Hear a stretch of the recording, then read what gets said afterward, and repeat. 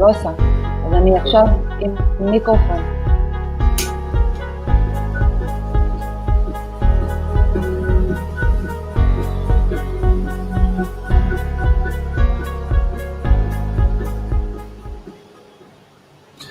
Hello, good afternoon and good evening. I'm Sharif Awad from Ontario International Film Festival. I'm very happy to welcome our friends, Director Ronen Israelski. Hello, Ronen. Hello to you, Sharif. Wonderful to be here. Yes, and producer Revital Israelski. Hello, Revital. Hello, and thank you very much. Yes. First, I want to congratulate you on the screening of your documentary, The Day I Met Hitler, a few moments ago on eventive.org on the festival account, oniff.eventive.org. And of course, it's a very touching film about people who were connected to Hitler himself. They used to, and their descendants as well. What I would like to ask both of you, how was the idea conceived in the first place? The decision to investigate the past. Okay. The idea to produce The Day I Met Hitler comes from a story that I grew up with. My father met Adolf Hitler when he was an 11-year-old Jewish boy growing up in Nazi Berlin. It happened on September 20th, 1934. It was a random street encounter. My father, as an 11-year-old child, was on his way to his father's workplace when suddenly 20 black Mercedes cars were strolling down the street. My father, as a young boy, stopped to see what was going on. And from one of those Mercedes cars, actually right in front of him, the door opened and Adolf Hitler came out of that car. Hitler had a custom of walking through the crowd when he was walking in the streets. He approached, he was walking. He was actually on his way to a state funeral that was happening in a cemetery very close to that street corner. It was a moment that my father was, as a young child, was very influenced in that moment.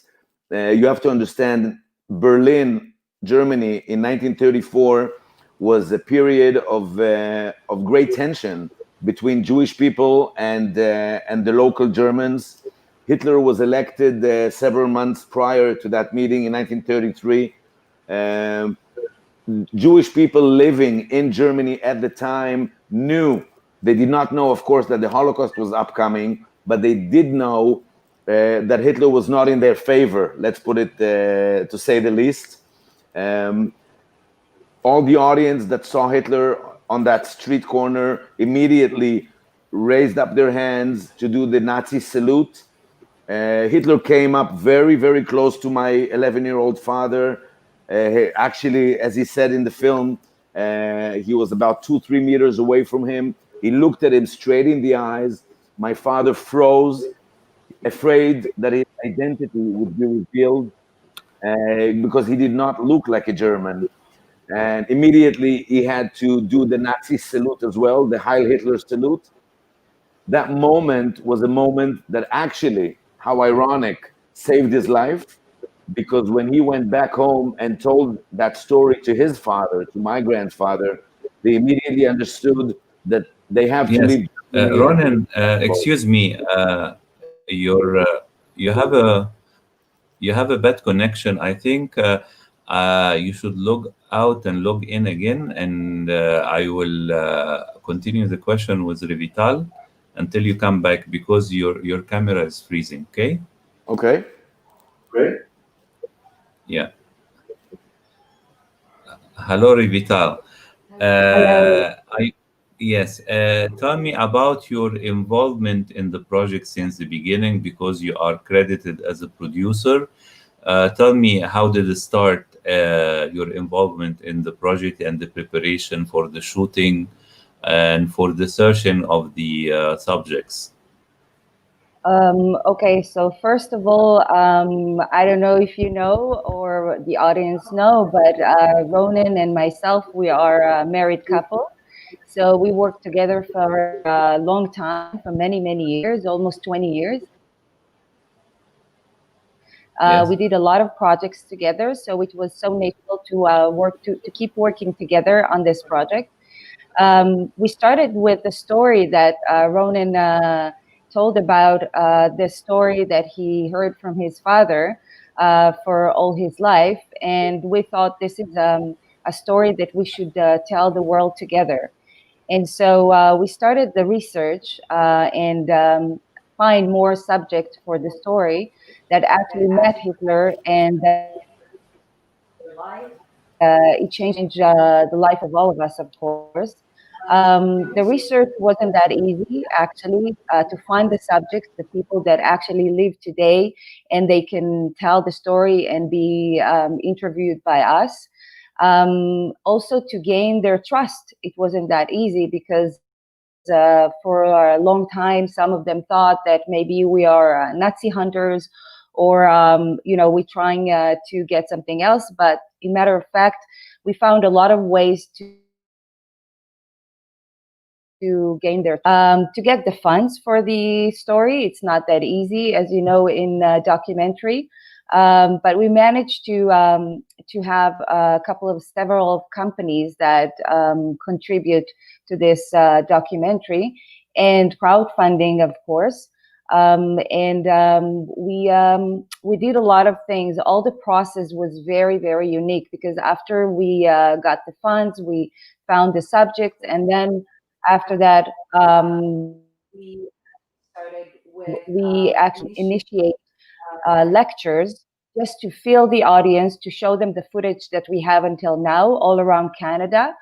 And we wanted to encounter the audience, and to feel and to understand, and to see their facial expression, actually, while they're watching the footage, because it's not that easy to internalize what they see when we screened. So it was very, very interesting. We have a lot of knowledge and understanding what is interesting in this film. So we went to the editing room, and we had brainstorm for days and nights and months, just to understand how to tell the story in terms of cinematic way, language. So the whole process was for me as a producer, and encouraging the film to be made, and Ronen leading the directing the film, and do whatever we can to send this message, to echo the message to the world. Thank you very much for having us, and actually helping us to do that. You're welcome. Ronan, if you don't mind, can you repeat your answer to the first question, because your voice was a little bit not clear, if you don't mind. Yes, of course, and I hope you can hear me better now. Yes, of course, and I hope you can hear me better now.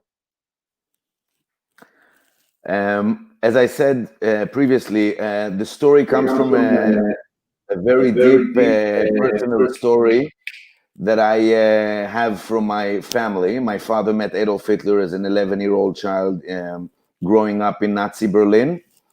This is a story that I grew up with. And as the years were going, I always had that idea of actually investigating and finding more people in the world who met Hitler. Now, this is a little bit of a challenge, because we're now 75 years after the end of World War II.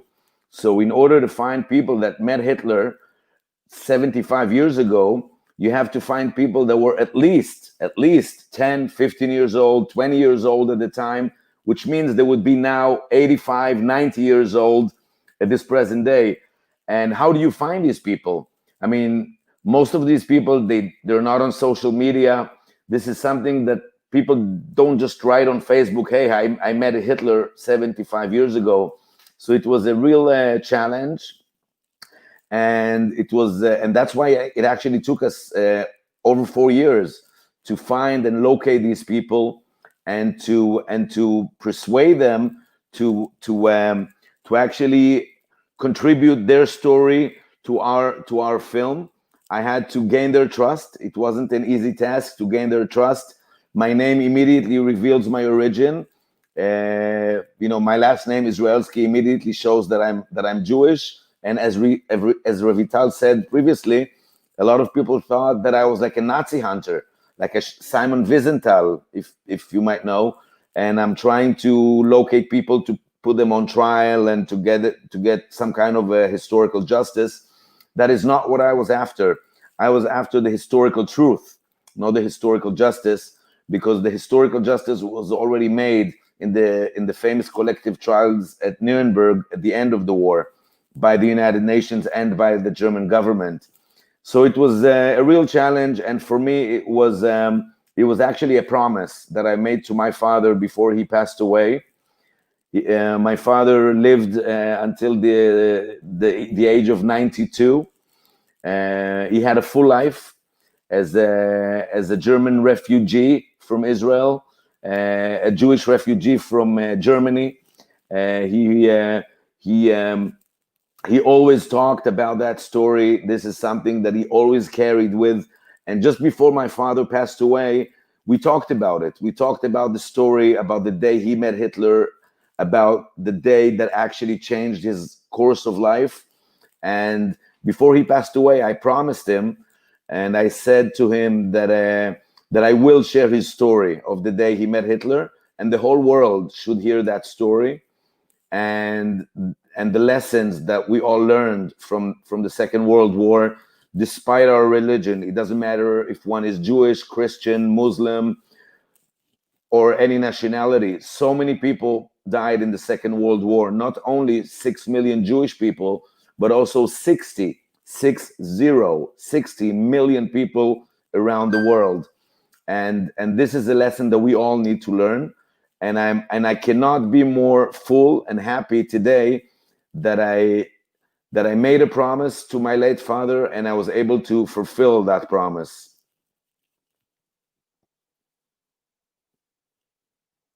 I have a question here. We can read it together. How was it emotionally making such a movie to you as a director and a son of a Holocaust victim? Well, thank you very much, Must Love Bakes, for that question. It was an emotional journey, a really emotional journey. Let me share with you one of the most hardest moments that I've had emotionally.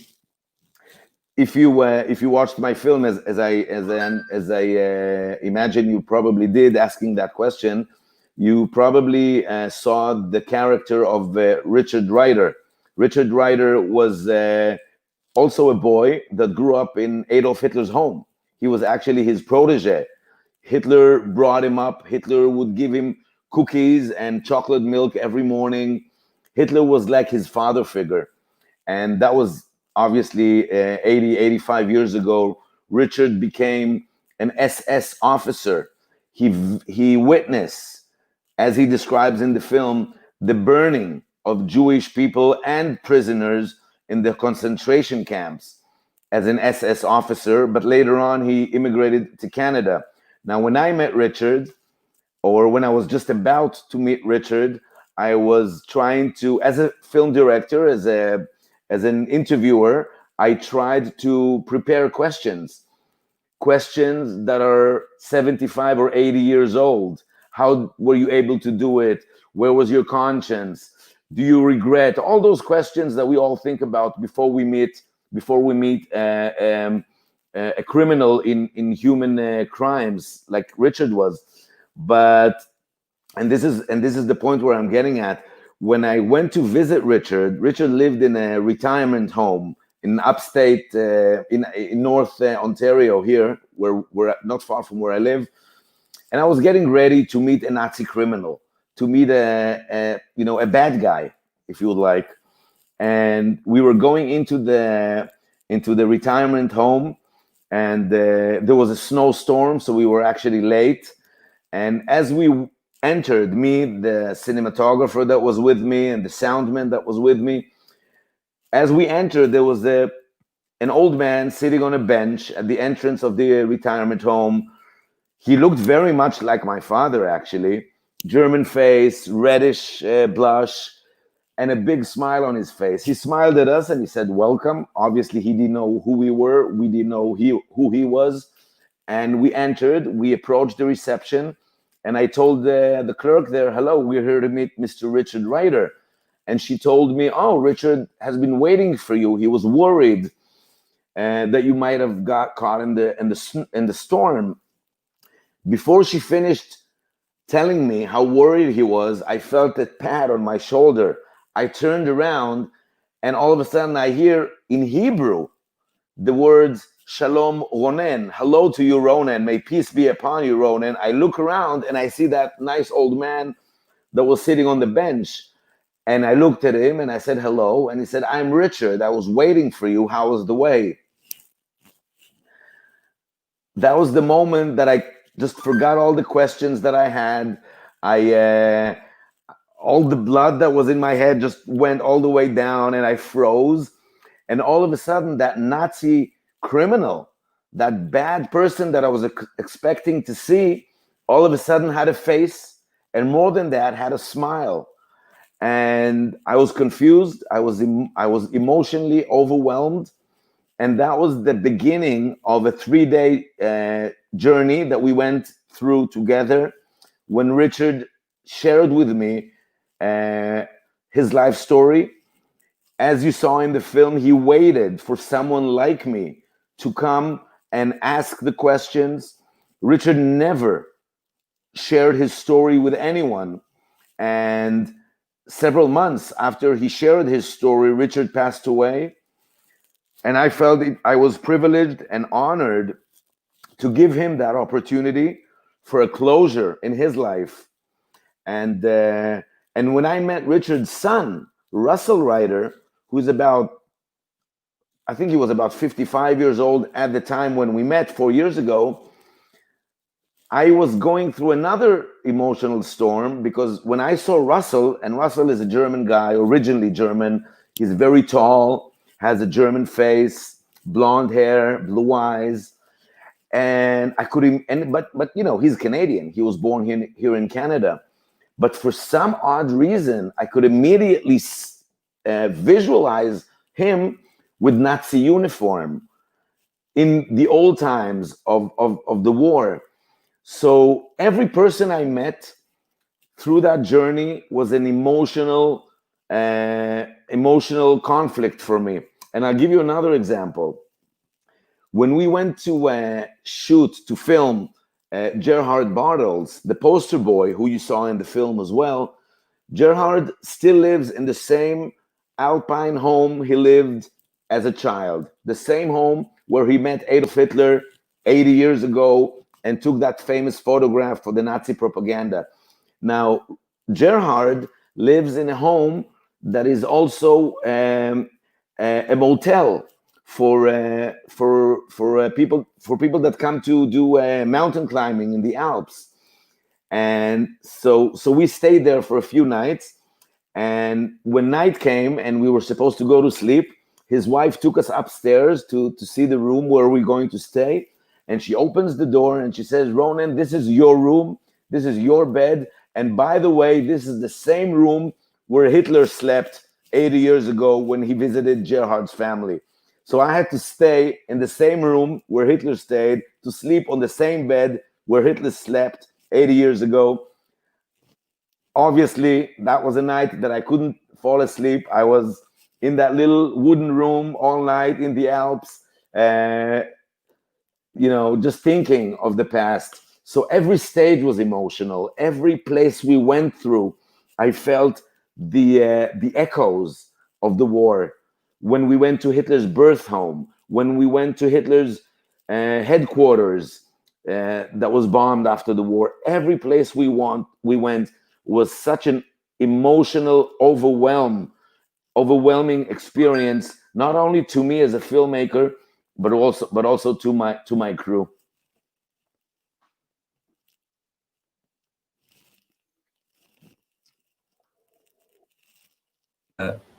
Revital, I want to ask you as well.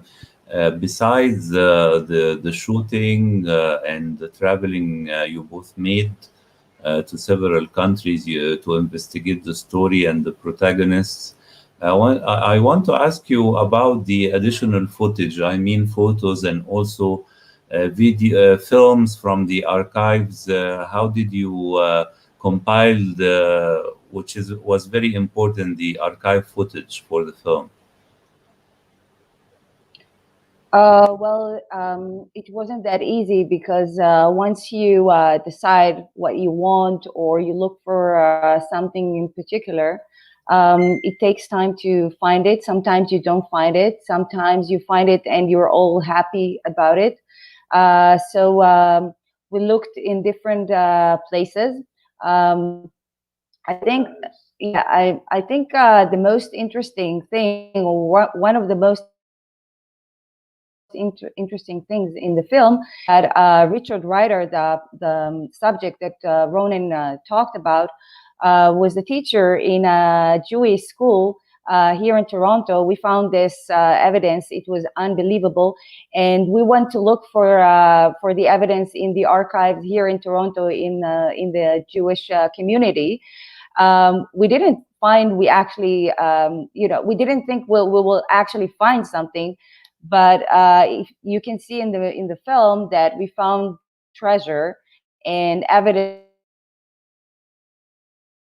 for what happened and everything, and we understood that everything that he said to us was truth, pure truth, and it's really encouraged us to keep looking at and keep finding more footage and things for just to support our film, all the things that the subject actually told us about. So it was interesting, very, very interesting, and very unexpected, definitely, like usually in documentary films.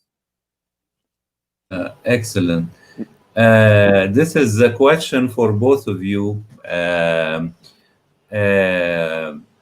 About people whom you approached, but they refused to be interviewed, or maybe I was wondering if some people, maybe they were approached, but we don't see them on the film. This happened, for you, and what do you think people refuse to speak about their past and their relationship with Hitler?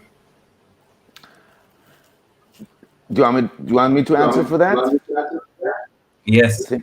All Yes. right. First of all, let me just add one more thing in relation to what Revital said about the archival footage, and then I'll answer about the subjects that didn't agree to participate. Finding the archival footage was a challenge in itself, and Revital and her crew did a fabulous job. And I'll give you just one example. In one of the scenes of the film, we go to Austria. Austria is where Hitler actually initiated the first steps of Second World War in the historical event of the Anschluss, the liberation of Austria. It happened in 1938, a year before the war actually started. And in that historic night, Hitler came with his battery of tanks, leading the battery of tanks through the streets of Linz in Austria, actually his hometown, as a victor, as kind of a victory in the rejected boy Adolf that returned to his native land as a winner.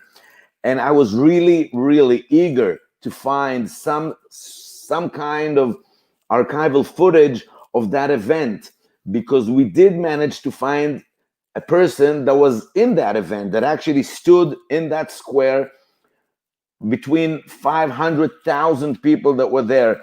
But we're talking about 1938. There were no cell phones. People were not taking selfies, and there were hardly any cameras, that people had. So after months of research, we were able to find. Sorry about that. What? Sorry about that. After months of research, we were able to find a very short 8mm film, which is about 30 seconds long, that an Austrian person that was in that event shot with his 8mm camera.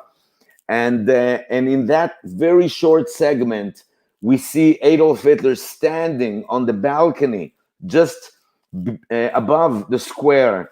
And that is the only available footage of that night. And again, through the amazing work of our team, we were able to locate that footage and to include it in the film. And that footage was edited together with the very emotional testimony that Anton gave about the night, the unforgettable night during that liberation of Austria. And that together made us actually return to that scene like we were there. Now, regarding your second question about the people that were not so willing to participate in the film, that was a huge thing. One of the people that we managed to find was Richard Wagner's granddaughter.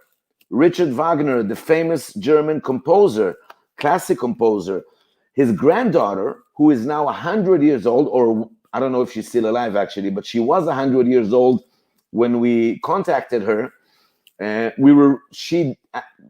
story that we found was that she dated Adolf Hitler. Adolf Hitler, as you might know, used to date many women, a lot of younger women, and she was one of his lovers. But as soon as she heard my last name, not only that she immediately disconnected, the contact between us, she immediately didn't want to respond. Another person that was not willing to cooperate with us, but we did manage to get some insight from her, was Edda Goering. Edda Goering is one of the most mysterious women of World War II. She was Adolf Hitler's goddaughter. She was Adolf Hitler's goddaughter. When she was born and when she was baptized, Hitler baptized Edda in his arms. And she was the daughter of his deputy, Hermann Goering, who was the actual figure who initiated the final solution in the Second World War and the first concentration camps. So a very, very high-profile figure.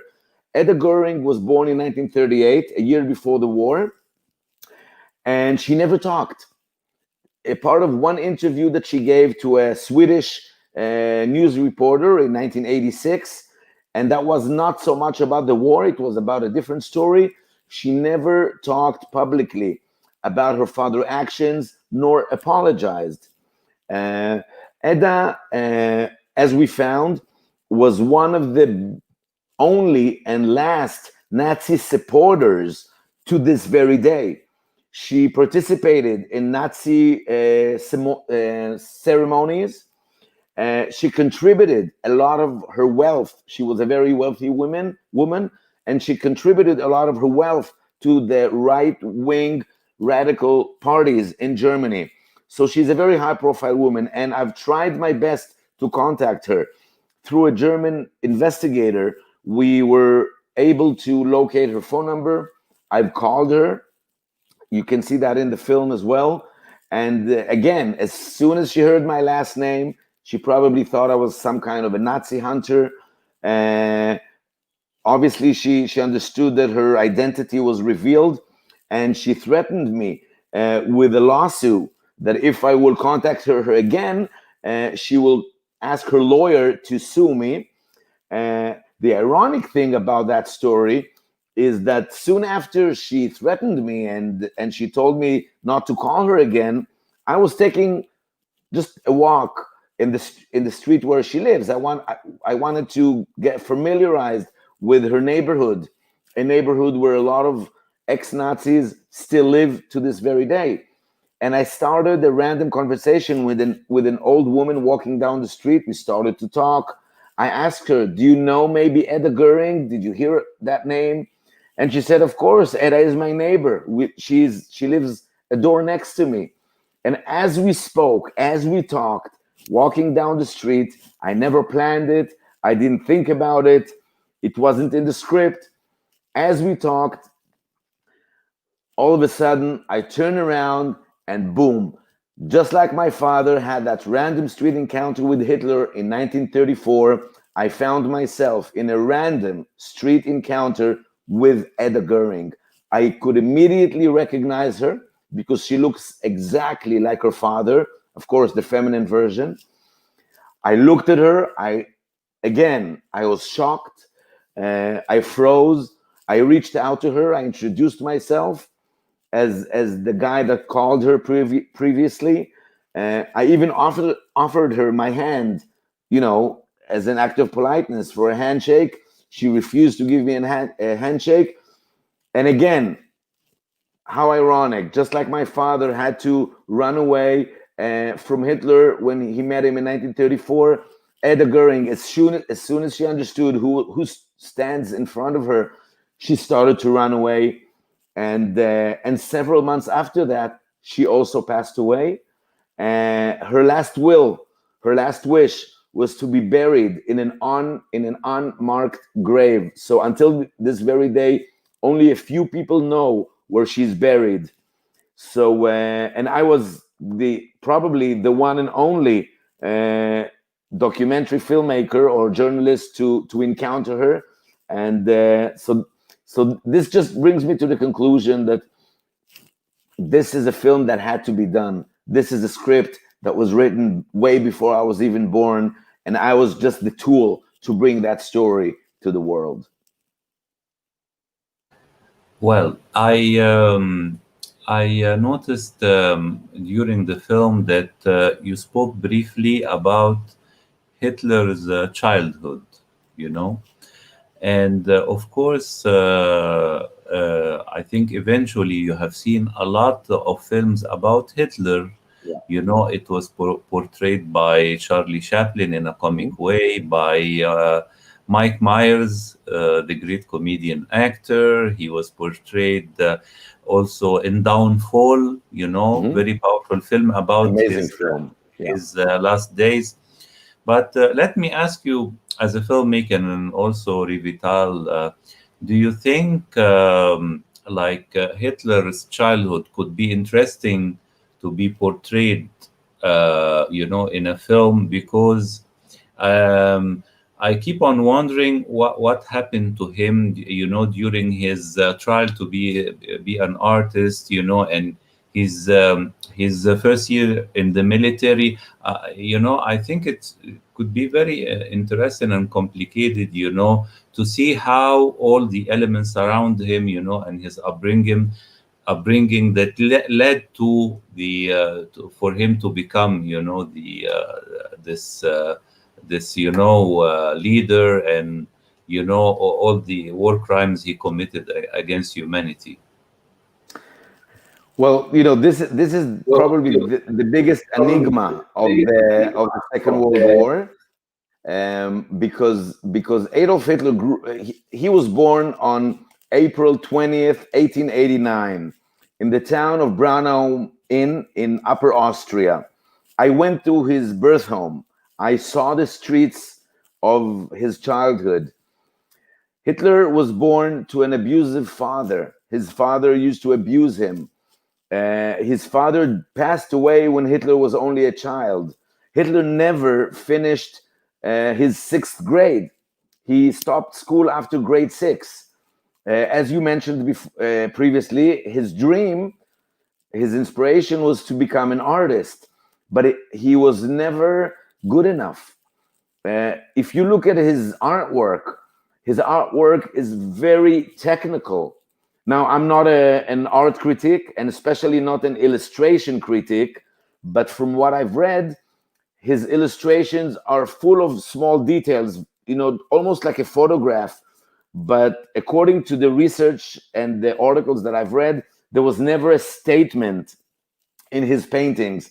And the ironic story, which I was never able to find whether it's true or not, but from what I've read, when Hitler applied to the Vienna Art School in Austria, when he went to an audition, the professor that gave him the audition was Jewish.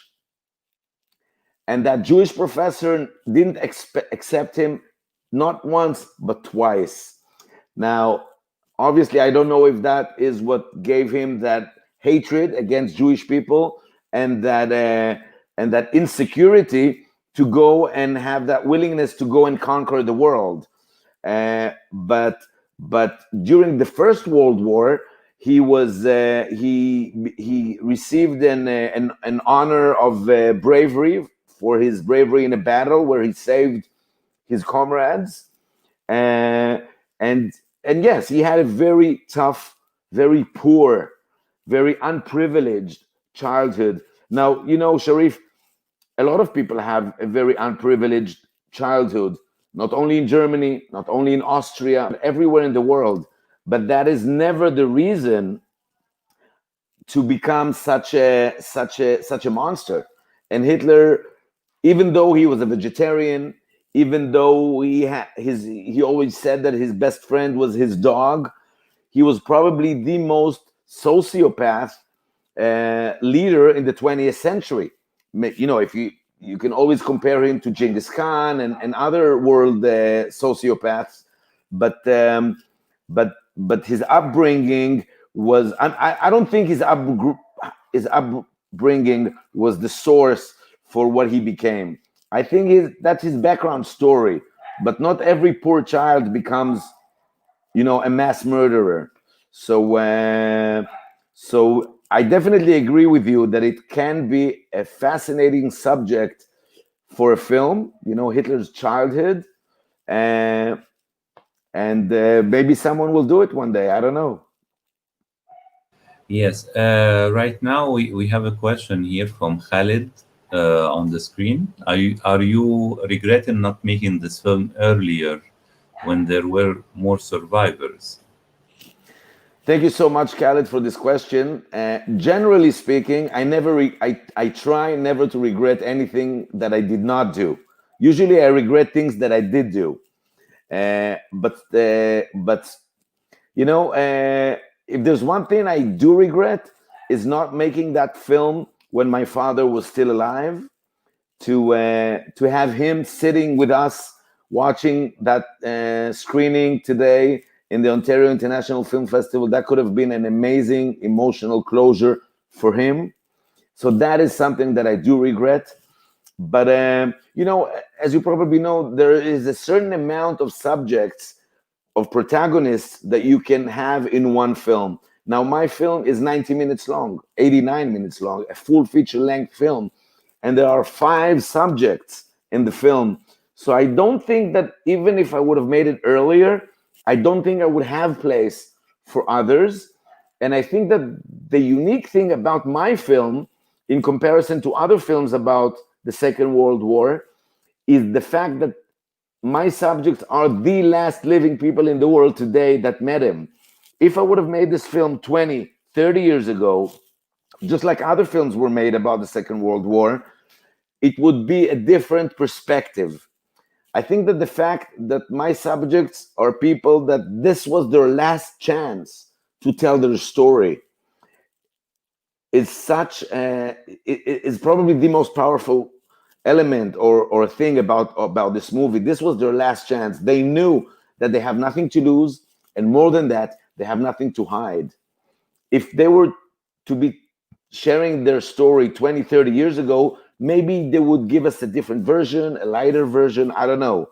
But I think this is what's unique about this film. And if you look at stories from the Second World War, cinematic stories, there are so many films that were produced about the Second World War, hundreds, if not more. And every story, every testimony, every film, every book is a small piece in that great jigsaw, in that great puzzle of the story of the Second World War. And if there were few pieces missing to complete that puzzle, it was the pieces that we brought in that film, the last pieces, because from now onwards, there are no more people to tell that story. Even if you try, you will not find more people that were there, that looked at Hitler face to face, eyes to eyes, that are able to share their personal experience. You will not find. We were fortunate enough to find the last living people in the world who actually met him. So that is not the weakness of the film, but I think that is the strength of this film. Yes. I have a long commentary here from Maslav Bates. One of your interviewees passed away after shooting the story. His story, I guess his name is Richard. Yes. After he told his story, and after all this time, did you somehow forgive him and his past? Also, the old man in Austria, after we knew his story as a young poor boy, because as an audience we got it that way after we heard the story from both sides. Did you meant it that way, or just because of his age and his case we got that feeling?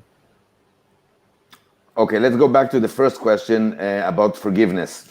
Yes. First of all, that this is a tough question. This is a tough question. I am not in a position nor to forgive, nor to forget. I just like you, I am a second generation of the war, after the Second World War. There's a saying, there's a phrase that says we will never forgive and never forget.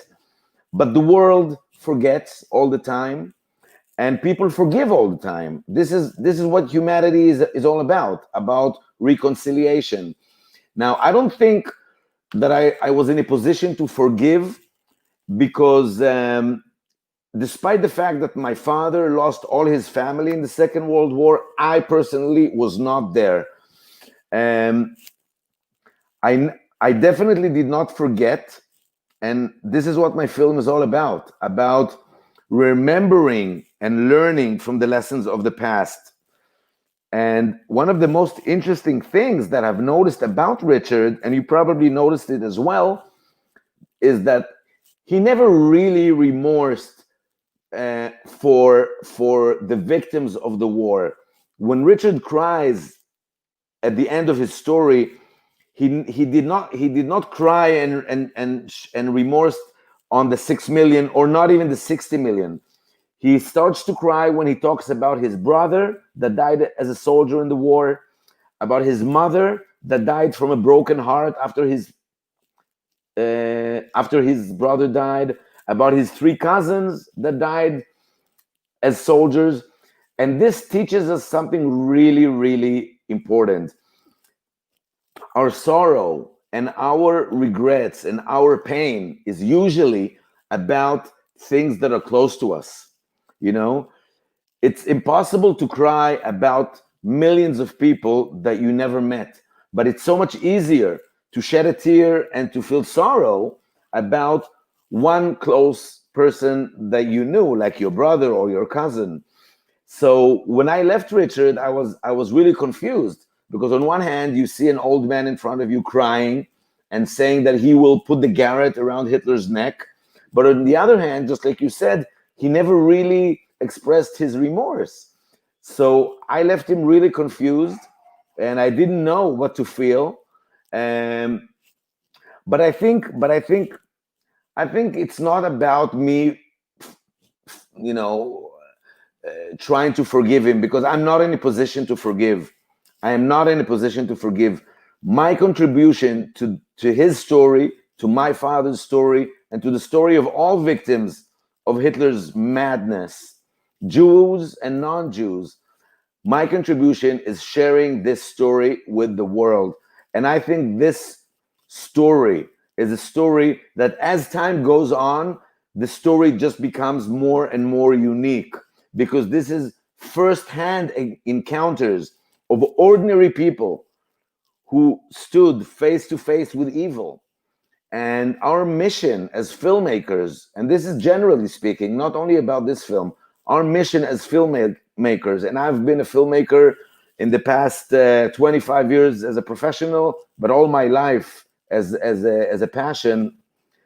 Our mission is to share inspiring stories that will touch people, that will move people into action, that will inspire people. And if we're able to do that, that's all we, that is our mission accomplished. Let's put it this way. So, again, it's not a question of whether I forgive him or I don't. It is not on my behalf to forgive. But I'll just end with this. I read a really interesting story the other day about a Holocaust survivor that she just passed away. I apologize, but I don't remember her name. She passed away recently, and she was asked to become a witness in one of the last Nazis alive to stand on trial in Germany. And she said, and she's a Holocaust survivor, and she was in the concentration camps, and she personally lost her sister. She said that she forgives him. So if she forgave him, this is so noble that all I have is just my personal admiration. And in Judaism, there's this value of forgiveness for redemption. If you forgive, you actually redeem the pain that you have within you. So and I personally do not have that pain because I was not in the war. I am a son of a survivor, but I was not there. So I am not in a position to forgive. I definitely did not forget. And my contribution is sharing the story with the world. That is my question that is my answer to the first question. Great. Thank you very much, Ronen. And I congratulate you again on your film. Thank you so much.